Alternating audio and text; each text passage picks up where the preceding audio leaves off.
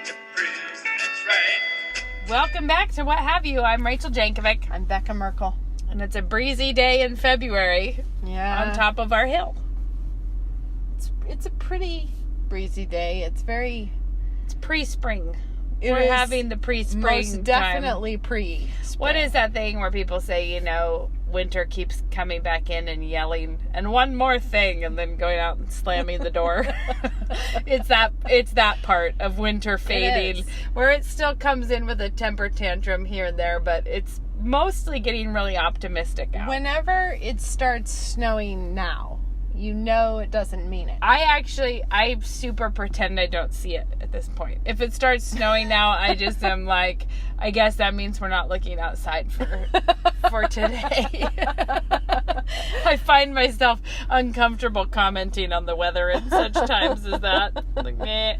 Well, there's still patches of snow here and there, but mostly it's just Yeah, thanks to all of you for really embracing our excellent party planning tips for Riot and the Dance and fish sticks and water coming up at parties across the world. You really want to come to our party. Yeah, we really throw a good one. Mm-hmm. But actually, I should say, speaking of our party, we should renew the fact that if you're coming to Grace Agenda, that we have invited... We're going to do some kind of a Friday afternoon coffee at my house for any what have you. Well, it's just a what have you coffee. We're not checking your listener IDs at the door. We're going to give you a quiz on things we've said. You know what? If we did that, the worst part is you and I wouldn't pass it. You're like, no, we never talked about that. Did we? What? Have we told the same story 6 times? Probably. I did feel like I had to break an unfortunate news to a new listener who said, which episode was it that I keep hearing about from other people where you talked about Minnesota, because I live in Minnesota and I was interested to hear what... We were not running I thought, tour. No, you are not meaning to. That is not what we meant. We were not doing tour trains to Minnesota. It was instead a runaway metaphor that we'll never recover from. The one that just wouldn't stop. Those just happen sometimes. Yeah, they do. But I had to be like, oh, I'm sorry. Yeah. That was a metaphor. Yeah, it was the thing that happened. So... I got a little by little more done in my kitchen. I put down a tile border in my little baking nook and gave myself hives about it, because if I had paid any attention to my sewing knowledge, I would have known that when you're doing a tile border that's like a foot thick, but it's little tiny tiles around the outer edge of a small space in an old house. It's going to be crickety-wickety. There are no right angles to be had in our house that are true. I was texting a friend. So I'm curious how this ties in with your sewing knowledge. I was just do you have 90-year-old corners on sewing too? The sewing knowledge part is, I was trying to decide which corner should I start in, and I had laid it all out in advance. I'd measured it and laid it all out. Right. So I had all the tiles placed, and then I just needed to transfer them in onto the floor. And I, rather than tapping into my sewing database, I went for the mopping database. And I was like, I should start in the far corner. Oh, bad idea. I was I should start there and work my way You should have called me. I would have told you, start with the most obvious line, right. which is why the front. Why was I doing this? I don't know. But I was more thinking like, you're crawling around on your hands and knees, and I don't want to be kicking up. But you absolutely want the one that won't fit in to be in the back corner. Right, because you knew that at the end of coming around that corner, they were not going to perfectly align. Yeah. So I did that, and I came back around, and then I suddenly realized that the final tile, that they were just slightly too tight. Like I couldn't fit the last one in. So I'm like, I'll just remove one tile width there. So I take them out, and then the gap is way too big. And so then I'm trying to stuff them back in again.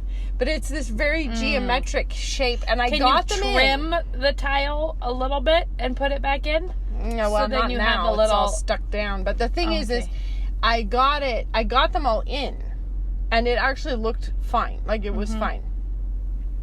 Then I stand back across the kitchen, and it's the one line where you're looking directly up the line. To haunt you for your whole life. And it's just got this little swerve in it that is just gonna, oh my word. Haunt you. But I kind of want to think that when I'm not looking right at it, wasn't it'll be all right. Was it the Quakers that did that, where they intentionally left a flaw in their work, which I always thought was beyond arrogant. I feel like it's really funny. Like, if they quilted, they would intentionally make a mistake, but their theological reasoning was to not threaten God's perfection. Like, the idea was that we want to acknowledge that we're imperfect. Yeah. And I thought, I don't actually need to try to make a mistake.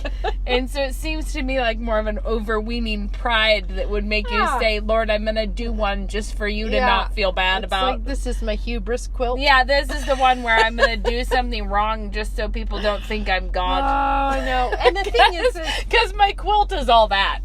They are about to think that I am. Know. Yeah. And it's so funny how much this little small, like 5-foot square area is not cruising with the 90 degrees. It's like I was texting a friend saying we like to work with 87 and 92, and then that extra degree we just donate to charity. Yeah, we just don't need anything. We don't need it to actually pan out. It doesn't need to add up to 180. It's remarkable how few things are 90 degrees though when you really come. I mean, isn't that why all these low thousands of years later we're all still so wowed by the pyramids? Because we haven't figured out how to do that yet. Check them out. We're like, they managed to do this on they got a level going. Plum. They did it, and we can't. Oh, it's funny. But you know what? I think it's the same tile that I did in my entryway and coat room. It's the same design and everything. And there were all sorts of little weird catastrophes going on in there. And you don't see them now? And I don't see them now, and I love my tile, so I'm saying it's fine. So when I would sometimes, in knitting something, make a mistake, or I didn't like the pattern, the way it increased, or I didn't like something, and you, in disgust with the project, set it aside. Yeah. And then when you come around having no longer a live grievance with it, I would pick it up and actually not be able to, like, I was like, I thought that the sleeve looked super nabby. And then I'm like, I don't actually see the thing that was bothering me. Yeah. Sometimes you just need a little bit of distance. Other times it works in reverse. You. And you sit there working on a painting or something. You hate yourself for forever. So long, you finally feel like you got it, and you come back the next day and go, whoa, that's not good. I have a painting snorkeling away in the basement for just that reason. But I wasn't really trying to be super serious about it. I just felt like painting, so I painted, but it was a lost cause, I think, from the beginning of the time. And I need to just get it in the next dump run so we don't have to know about it anymore. But this also ties in with the fact that whatever food you make in a time of crisis won't taste good to you. Like, when if you're like having people over and you cook, by the time you sit down to eat, you're like, well, this was miserable. Yeah, nobody wanted that. It's true. It's very hard to be objective after you've been looking at it and thinking about it and smelling it all day long. I think you have to actually practice not trying detaching. to take... like not trying to just have a moment where you sort of free for all it. Like, well, there's that. That I have put that out on the buffet. And you have to just kind of withdraw your emotions from it. Don't you feel that way? Oh, yeah. Like, you're just like, all right, we gave that a shot. Now I'm not here to check in on it anymore. You know what has happened to me, though, Rach? You tell me about this journey in your life. Is that I used to... I care? It's that tank top that I always loved. In memory of when I used to care and why there are just those phases of life. No, I mean, like, it used to be if I had someone over for dinner, if you had a family over for dinner, you kind of remembered later what you fixed them. And then as time goes on and you're doing more hospitality, you're like, it's all a blur. Did you order at number 3 or at number 7? I have no recollection. And it's like, I did used to remember, so it would be like, if you had them over again, you weren't going to accidentally repeat yourself because you... No, I will 1,000% repeat myself if it was a repeatable meal, which very few of mine now are. So most of the time, I make something, but I go by the wayside while I'm doing it. So I'm not sure I repeat a meal. Yeah, you do that a lot more than I do because I'm on a constant quest for repeatability. That guy in her quest for permanence would like to be able to essentially be like, execute stratagem 37 and then have it all pan out really conveniently from there. Well, you were just making fun of me about this. I was, because you guys are soup nights. I have a soup night, she has a soup night. And we have very different approaches to a soup night because, well, no, I bet you in the end our approach is virtually identical. It's just where we're trying to get differs, because I really want, and I'm almost there, I'm quite close to this. And when she gets to this special state, then I'll probably all be the sick work of it. will be taken out of it. I'll be sick of it by then. No, the thing is NSA has 8-week terms. So it's a term system. There's 4 terms, 8 weeks each. So that means I have 8, weeks per term of freshmen coming over. So my goal is to have 8 soup recipes that I could repeat once a term, because then it's not terrible. You haven't had it every week in a row. Getting it 4 times in a year is not too bad. So I want to have it down to a science where I know what I'm going to cook, which week. I want to know what my recipe is for those quantities. I want to be able to casually glance at my shopping list and know exactly what I need to get. And then Rachel... you want to look at your shopping list, which will be in a custom-made binder with special borders on the... No, a booklet. Or a binder. One or the other. I don't want a binder. I want a booklet. Okay, here's what I'm trying to tell you, though, is that it involves that part. No, the booklet involves the packaging of the... Okay, sure, fine. It's the packaging... Make fun. I'm not. Yes, you are. No. However... Never. Here's why booklet. You have to be able to throw it in your purse so that you could pull it out as needed at the grocery store. The point is I don't live like this. And then what Rachel does is she's like, well, I have a turkey carcass. I'm thinking about boiling that, and I've got hominy and black beans. So I'm going to rummage up. Except for the fact that I never made a turkey carcass, hominy, and black bean. When I start with the turkey carcass... I'll let you know. That's what she's like. And I'm like, oh, I had a turkey. Okay, fine. I had a turkey, not just a turkey carcass, which is found in a field. Roadkill surprise at my house. It's a hedgehog. Yeah, no, it was a turkey. And the thing is that I like to make up... I don't think I have followed a recipe for soup. Yeah. In all the times that I've done this. Problem. But that doesn't I keep mean tweaking my own recipe, and I keep being like, ooh, I'm going to add more cumin, and then I jot that down so that next time I'll know that I want to add more. And I'm almost there, guys. I'm almost there. But Rachel... to her idyllic estate. Yeah, and as soon as I reach that idyllic estate, I'll be like, well, I'm on to the next thing now. This notebook isn't cute. Start over. Start over. No, I just... that's my the soup thing. Nights that we have, since it's parish group, are less, we do 8-week stretches of doing it every Wednesday. And so the thing that I'm repeating more often is the Sabbath dinners. And the soup night is I do an 8-week stretch, and then we have a time off, and then we do it again. So I have not had it be so much a part of my weekly routine as you have, that I have to do it every single week. And I do think, too, I keep tweaking it every single week, just like you do. That's what I mean. Like, at the end of the day, you're tweaking your recipe and making it how you want, and I'm tweaking mine. Yeah. It's just, I have this idea in my head that I'm going to get it where it's now, there it is. I've been finding that the big pot on a gas stove is like a much more multi-purpose cooking situation than, like, I've been cooking a lot of meats that way. Pot roasting them, in fact? Yeah, literally as a pot roast, because you can fit an awful lot of roast in a pot on the stove that you could never fit in there's no Dutch oven that could do that. There's a lot of crock pottery that I virtually never put it in a crock. Like, I would put it in a pot on the stove, probably.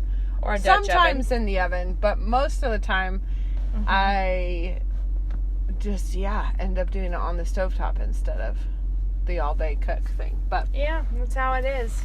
Yes.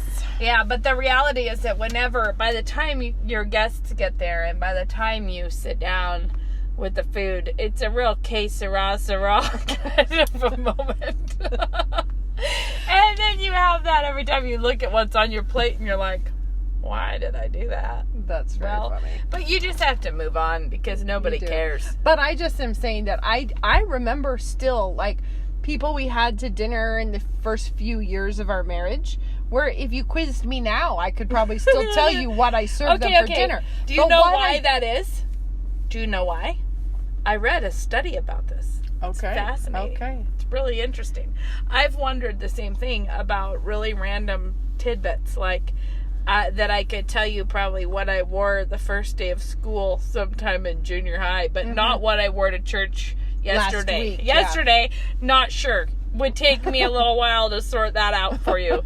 But if it was like long time ago, you might remember much more details. Well, I found out through this study of the human brain that you do actually, time passes faster the older you get. Yeah. And that it is because of how many things, the older you get, how many things you can do on autopilot. Right. So you're not really actively engaged in what is happening. Whereas when you were first hosting something, your whole brain had to be on board with you. So you were not accidentally whipping off with a chicken pot pie. You had to put thought into it.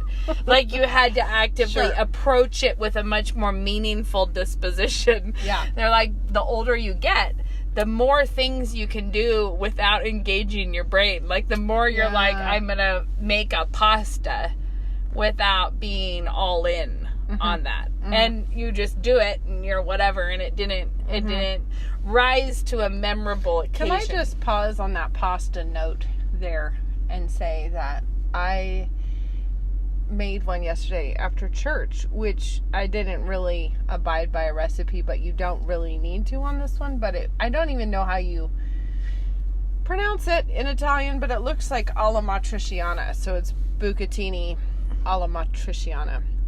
And it's so stupidly good. But it's bucatini noodles, which are kind of like fat spaghetti, but they're hollow.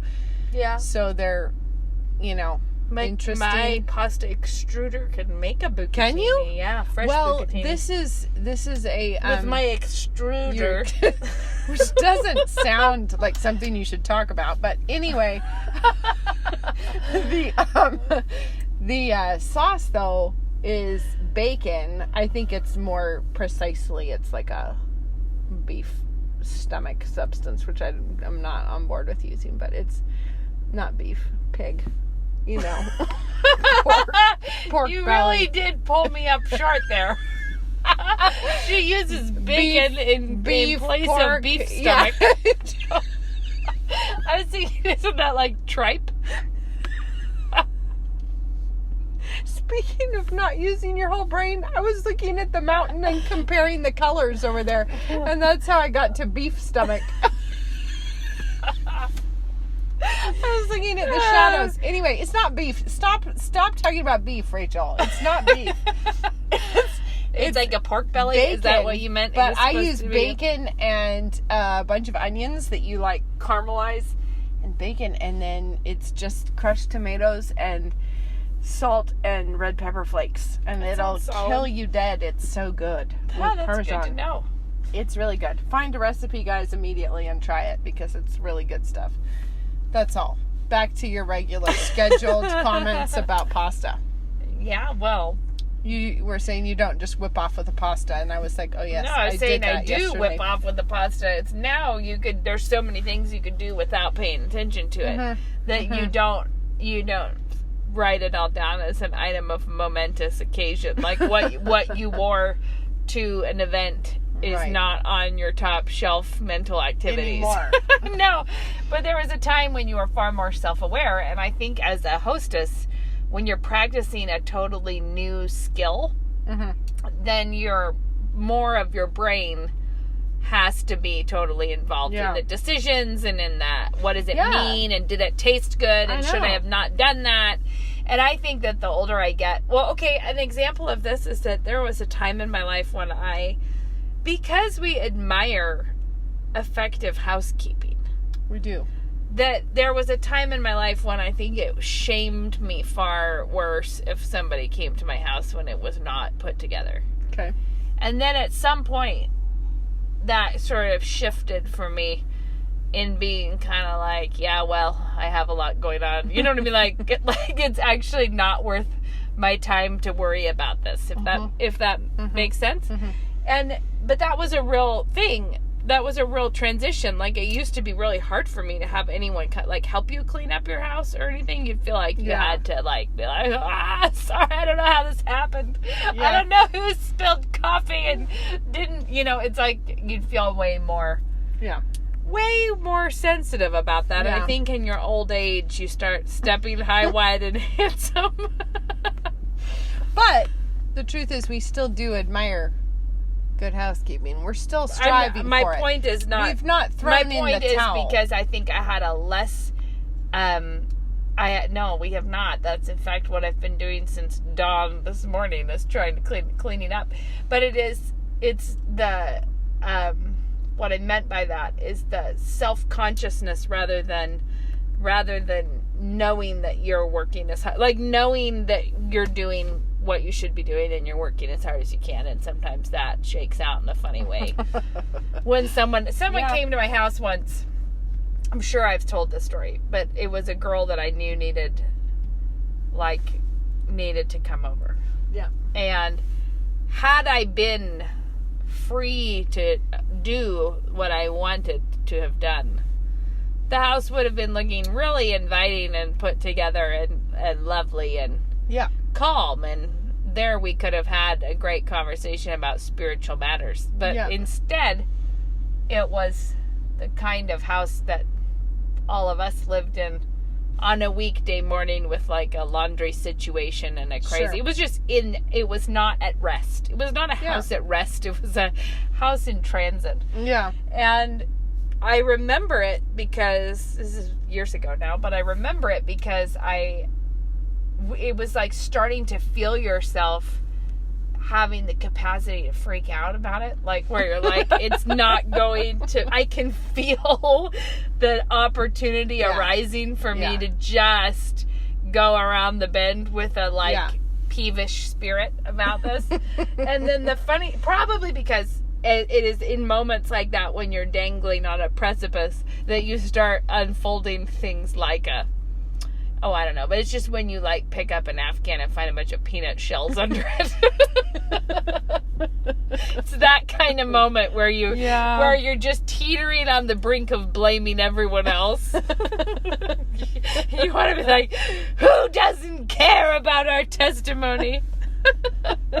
Anyways, all that is to say, it was one of those moments, and I remember feeling that and thinking, okay, no, what am I doing? I'm feeling this because I want to help someone. Like, I want to help her and point her to Christ and encourage her. Yeah. So what I'm going to do in anticipation of her arriving in 12 minutes is flip out about stuff, which was like, this is not okay. You know, and you have that, it's that self-awareness that when you really know that you just got to get things right, you got to get it sorted out now. But I remember that time was when I first ever prayed what has become a more popular prayer in my life. But it was the first time ever that I remember thinking, like, Lord, let me be what she needs, not what I want to give. Yeah. Like, use this situation in your own way, Lord, because it's not what I would have chosen. No. Like, and that's healthy. Now, here's the thing. I mean, pardon us if this is a conversation we've already done 12 times, but we already told you we can't remember what we talked about. We don't know what we talked about. But see, here's the thing, is I am completely with you on that, and there's a lot of having to let go of this perfection ideal, like you're going to get the house to this place where it's just going to... I don't know that it's perfection or if it's performance. Yeah, either one. But the thing is, that's on one side, but there's also this other big popular movement that I cannot... Let's all be slobs together and let the world take it. We'll be slobs together, and that's about being real, and you just invite people in and just let them see the real you, and let them embrace your sticky floors. And what hospitality really is bringing them all into the dirt and the grime and the... Yeah. And that part really bothers me. So I feel like it's important to not make it sound like that's what we're advocating. Because it's kind of like saying, why comb your hair anyways? No, but I have one thing that I will say is that when I wrote Loving the Little Years, the way that God refined me and my life was unique to me, meaning I don't expect everyone has the same journey before them with motherhood. But I was the person who liked to have things be just so. Yeah. And just the way I liked them to be. Mm-hmm. Not like super perfectionistic, but like I just had ideals. Sure. And so for me it was a lot more growing in grace of dealing with the fact that I could not, like that was how I had to deal with things, was that I couldn't be stressing out at people about them having worn a dress up, or that so the refining fire for me, the way that I had to lay myself down was in the direction of having things be undone so quickly that I wanted to be done, and having to, and I would occasionally refresh myself with reading up on minimalistic mothers and how they get rid of everyone's toys, and that would remind me of how I did not want to be that person. But my heart song may have been, no, I choose you not to have any of this stuff because I want it to look good, or whatever. So, but I think that what has happened, because Loving the Little Years, Blair was a baby when I wrote that, so it's been like 10 years. Okay. A lot's happened culturally in those 10 years. Yeah. And now it is almost seen as you're talking about the side that's like almost bragging rights, that you don't care what your house looks like, that you don't care. And it kind of feels like everyone just come over and like be here with snotty-nosed children with their hair in a snarl, and nobody got out of their PJs. The important thing is we never try. We don't try, and we're proud of it, is sort of how it feels. But I think that falls, like, this is a way in which women in different communities are very, very different. Because there are the people who are working hard and let people into their homes. So even though they're working hard, people would see their home in all different kinds of states. And it's cheerful and it's joyful. But then there are performance-driven people that I would say that would be a real Southern element, which would be... things have to be just so on the outside, and we would never let someone see us if our nail polish had chipped, or if anything was not perfect. And then there's a side that's just like, why don't we all why don't we all just be low class together in how we do everything? And I feel like it's I don't know, those are two weird ditches that play off of each other, because the slobs look, you know, they think they're better than people who have it all together. Yeah, and but it's real. like, but that also fuels all the fears. Yeah, of the because people. it's people who are like, if you have a fake ficus tree in your house, you're a fake person, or you know, it gets kind of because they're ricocheting from something. Right. And they see what can be truly a really terrible hypocrisy if everything's perfect on the outside and it's this festering unhappiness on the inside. And that is truly hypocrisy. But then people ricochet out of that to be like, so we're just going to be miserable clean through and let everybody see that. I actually think that I think in my own work, meaning public, like writing or when we were blogging or when we were talking, I think that I skew to making people think that I don't care, or that my house is always a huge mess and that I never I think that happens more, but it is because I think I am always more concerned that it not come off like you're telling people you have it all together all the time when you know, like you're right that you're always because the thing between ditches is that you actually put quite a lot of effort into making a lovely home, but if by quite a lot you mean that's my life work, what I'm doing, that's, right? And you feel like it actually really matters that you have a lovely home, and you put a ton of time, effort, and energy into making a lovely home and maintaining a lovely home. But then also not freaking out if somebody happens to see it in process. Right. It's like, well, it's because it's not a performance. It's a thing that it's not like your one-time appearance. Your work at home is not for one performance. It's for, I was talking to a friend years ago who said she was so stressed out that someone might come to her door and see a mess in her house. And this was like just a happenstance sort of a visitor might come. And what if they come and then they see a mess in her house? And this was a thing that was tempting her to be angry with her children. You know, like the fear that someone might see things are not together was making you be bad. Sure. And I remember in talking with her just saying, well, what makes you think that Jesus can't already see what's happening? I think that's the real heart of it, is that if who you want to honor is God, that it's not about the fellow Christian that showed up at the door nearly as much as it is about wanting to honor God, not wanting to make this person think that you are honoring God, but to actually be doing it. You know, not to make them think that you have well-disciplined and well-loved children, but to actually have well-disciplined and well-loved children, which is not, does not present itself the same way. Right. But the thing is like having somebody come over and putting time and effort into cleaning it up before they get there. That is either, it could be both a way to love them and, you know, it's like in the same way that you would maybe not just receive them in your bathrobe. Like, it's just you're gonna take the time to get dressed and clean up the living room. Like, that could be a way of loving them, but it also could be a way of being very self-serving because it's all about what you want them to think of you. Yeah. And it just feels like in the same actions could actually go either way. It could be really a way of loving others, or it could be a way of ministering to your own vanity and pride. So, right. I would say, though, that one thing, whenever America, and I realize we have a lot of listeners who are not in America, but America is a big place, and there are a lot of different subcultures, and there are regional cultures, and then within that, a real scattershot of subcultures.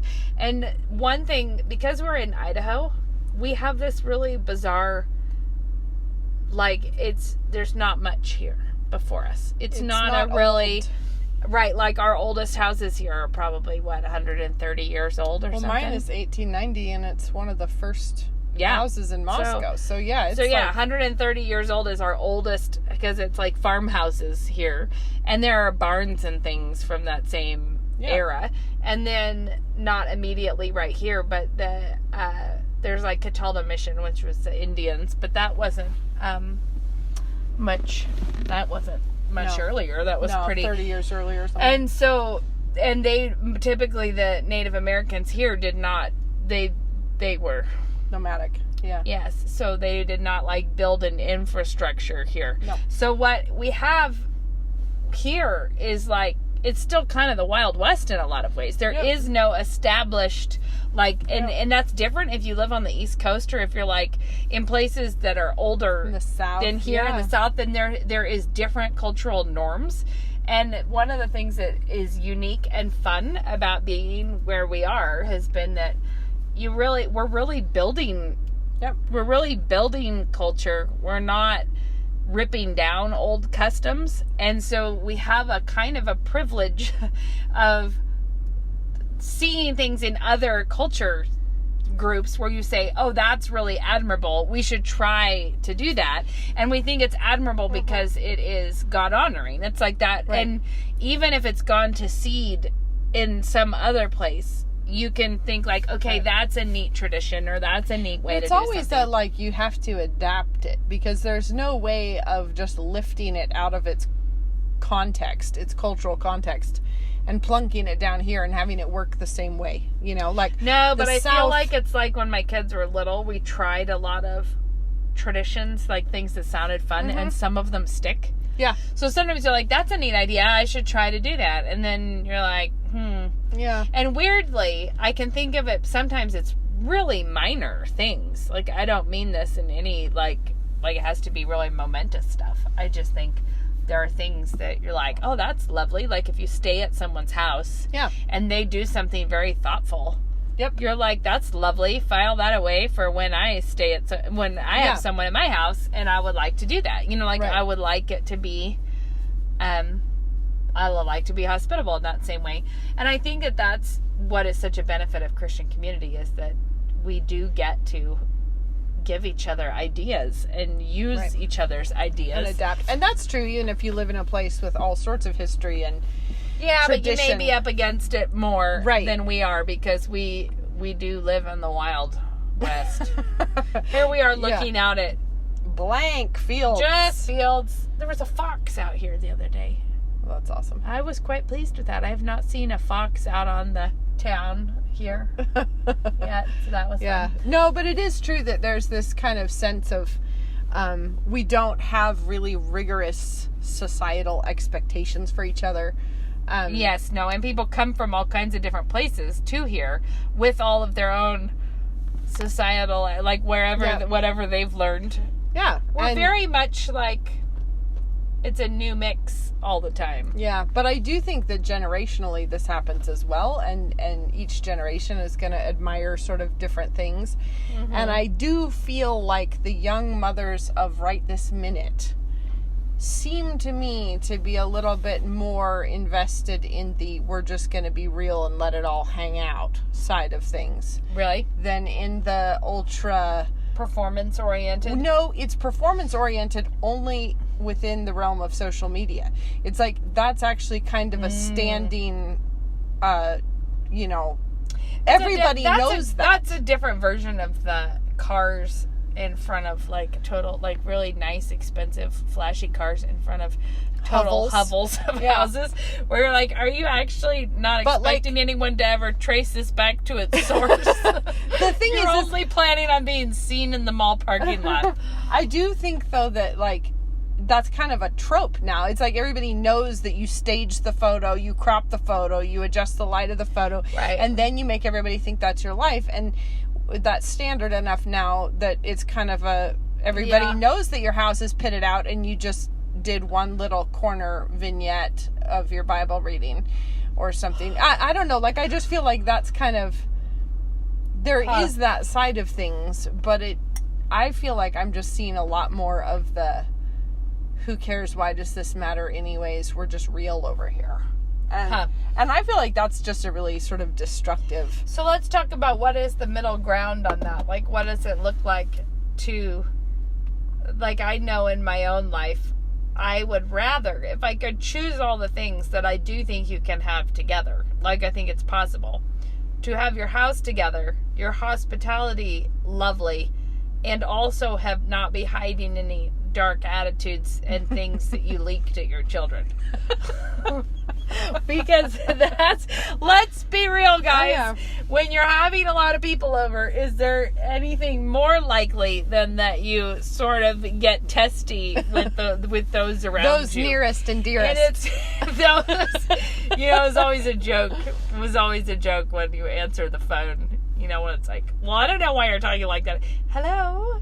It's like this change of getting on your good manners instead of your bad manners. Right. And the reality is that if you view your own family as your closest neighbors and your first guests and the people, and let's be real, the people with whom your good testimony is infinitely more important. Like, it is so much more important that your children know that you actually submit to God and that you actually apologize if you snark at them and you get things right. It is infinitely more important that your children know you are genuine than that your guests think you have it all together. Or that your guests think that you're genuine. Your guests are like, they're so real. They're so great. And your kids are like, no, they're not so real. So it's funny how much, like, we do a lot of hospitality, and it is not uncommon. Like, I am always just really pleased if I manage to be spiritually equipped to get through it. I think we all know, if you had to choose between your house being in order or your heart being in order, you got to go with your heart. That makes the difference. But why not have your heart plus your house exactly be in order? And I feel like your house is not insignificant, or how the effort that you're putting into all the work. But a lot of the time I would tell myself when my kids were little that so long as it wasn't the same mess every day, then it needed to be a fresh mess. I wanted to be plowing new turf in there, not the same same Cheerios glued to the floor. No, I think that's really true, but I just mean that, like, I feel like women seeing their role and their calling in domesticity, that is very countercultural right now, and it's much easier and thinking that it's of value to put a lot of your own effort into it.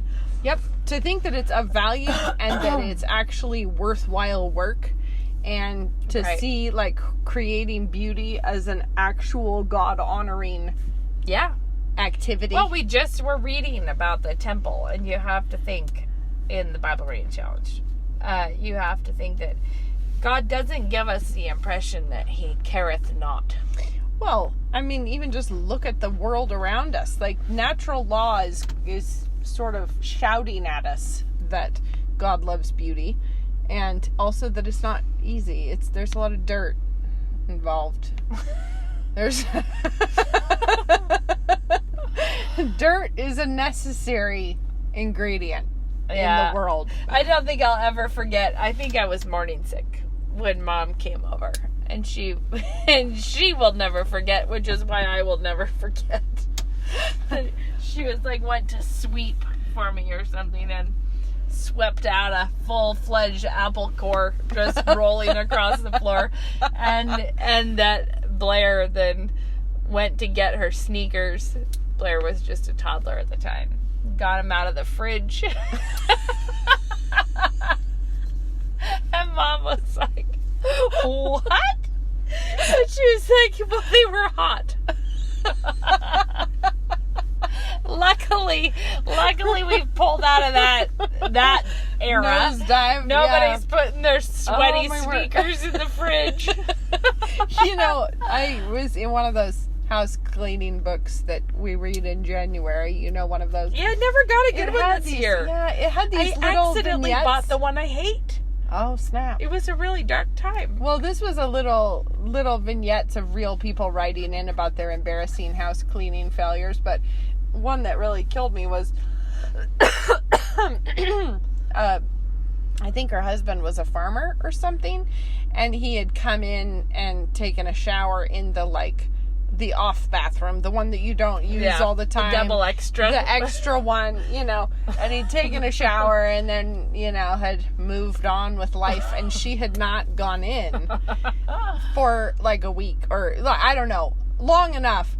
that apparently the wheat seeds that had shaken out of his pockets went in the bath mat, and it was growing wheat. It was like wheatgrass had sprouted in the bath mat. And this is our Easter-themed bathroom. Which is awesome. That is awesome. I know. And it doesn't take wheatgrass long at all. No. So you could really have a damp bath mat is the ideal place. Indeed. Oh my word. But anyway, I do think that it's the perpetual balance of trying to throw yourself at something and also hold it loosely. Yeah, because that's the part, I think, is that when you, and hopefully you are continuing to challenge yourself. So say somebody asked us, actually, there was a question about, do you have any like cookbook recommendations or, like, for someone just getting started? And I said, okay. And I did send something like Cooks Illustrated, and I thought we should talk more about this. So now we're answering this question. It was for someone who literally has no idea where to get started on any of this. Okay. And what I used to do when I was learning to knit, I knew how to knit, but I was a beginner knitter, skill-wise, is that I would try to have something that was my normal, mindless, like, that I could work on if I was tired. Like, in the evening, I could knit, whatever. But I would try to always have a project going that had a technique I'd never used or had a... So I would pick a project because I was like, I don't know what a short row is. I should try that. I was challenging myself, but in a really reasonable way to challenge yourself. It was not like, and now I'm going to just unfold a really elaborate thing. Right. It was like, let's just learn one new thing all the time. And I think that it's that idea of continuing to challenge yourself while expecting more of yourself all the time, but at such a pace that it is survivable and actually growable. Like, you actually can do this. So if you're thinking that you can still be in the joy of the Lord. Yeah, and if you're thinking like, oh, I don't know how to cook anything that blesses my family, we'll start with something really attainable. Like, let's work on a cookie that my family likes. Like, let's just try a real basic thing, and I, make the cookie, the same recipe multiple times, trying different things. Like, try to pay attention to it so you can get a feel for it. Like, what is it? Like the things, for instance, when I make a cookie, how long to cream the butter and sugar. Like, that's an important aspect. You want it to be lighter and creamier, and then I would add 1 egg at a time and get a look, like, what does it look like? Like, it gets to this point and then this point.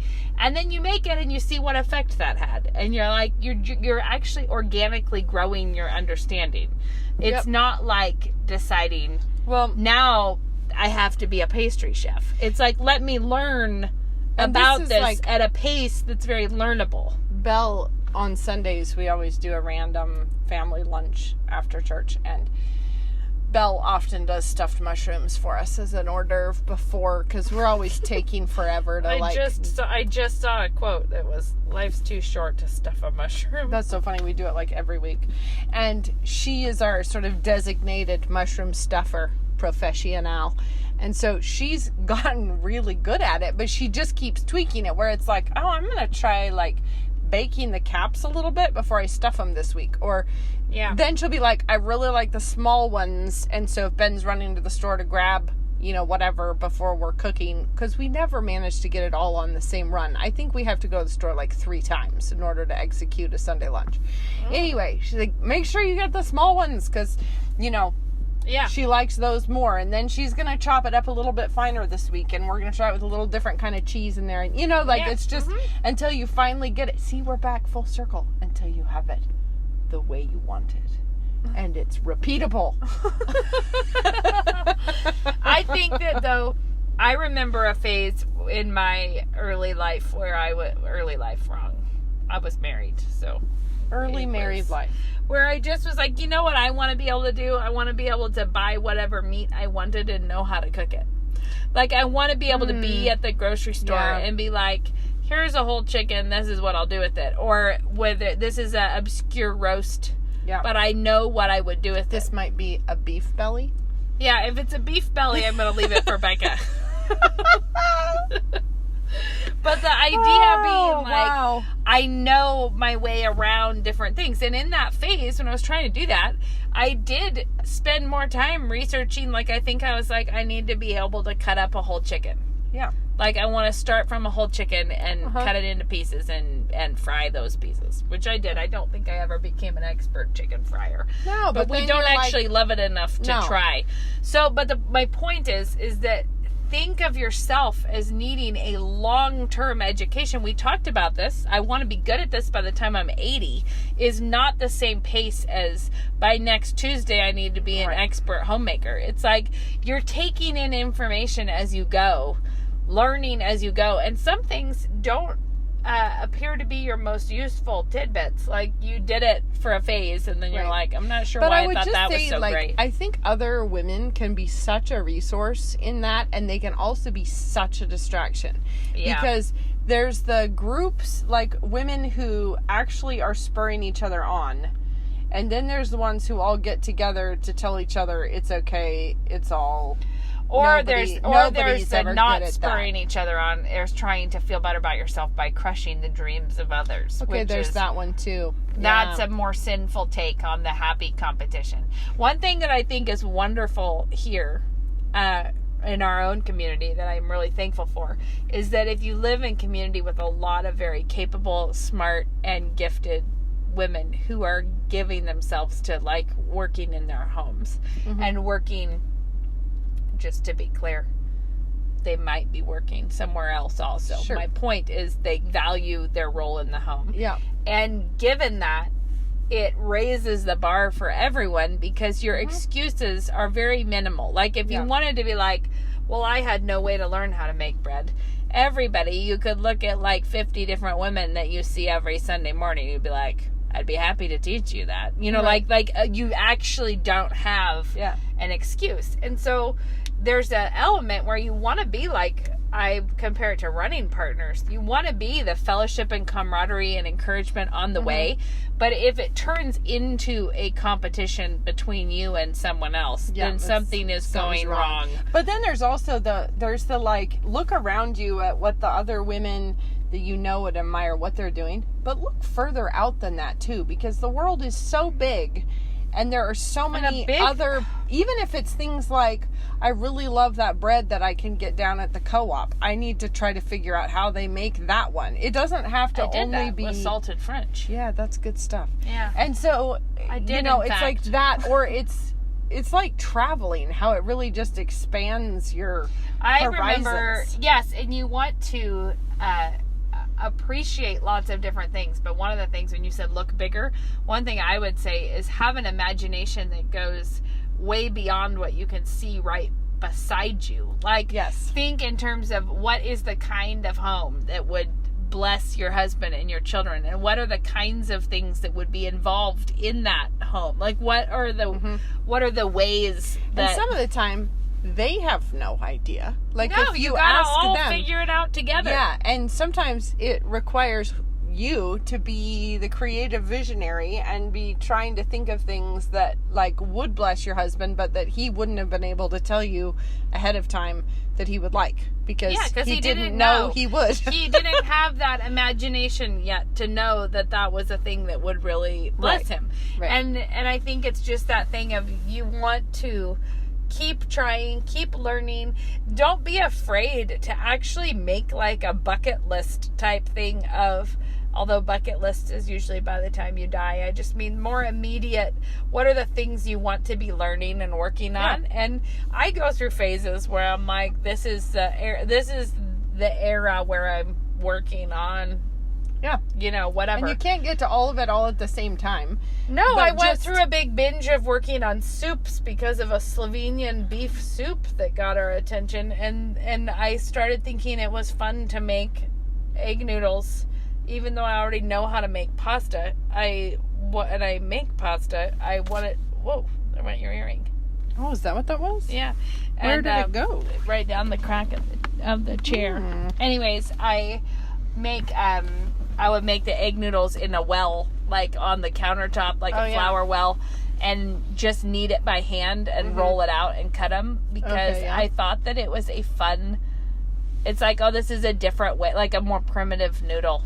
And that way, I'll be real, always springs a leak for me. Yeah, but that's why I got into it, because I was like, I want to be able to just make pasta I went that.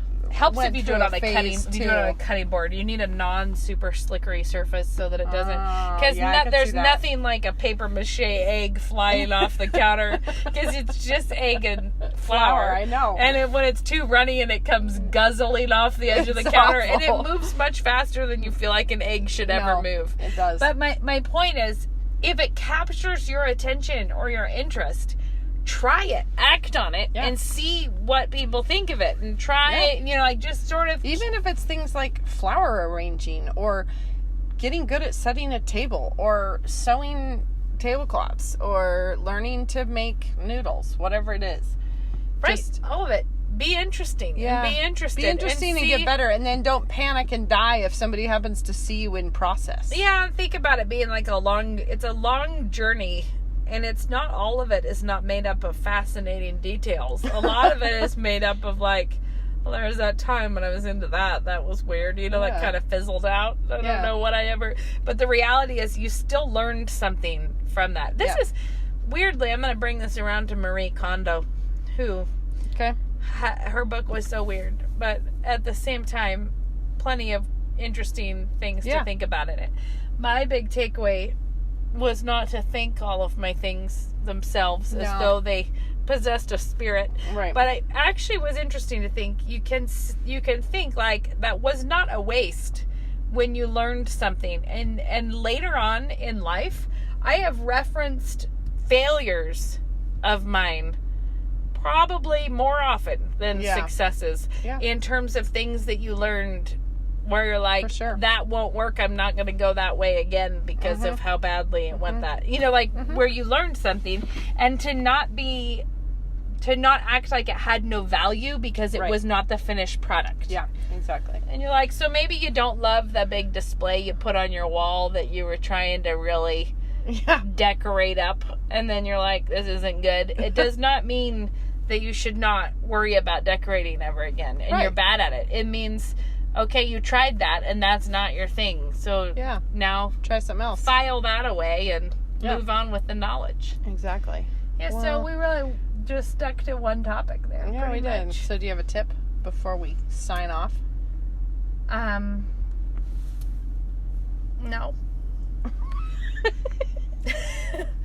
I cannot. Glad we could talk about that. I bought a little bag of bag. It's like a little, I want to say it's raffia. It's like a little straw bag, whatever. It was just a little bag. But our guest bathroom does not have a drawer or anything in it. It's just a really small guest bathroom on the main floor.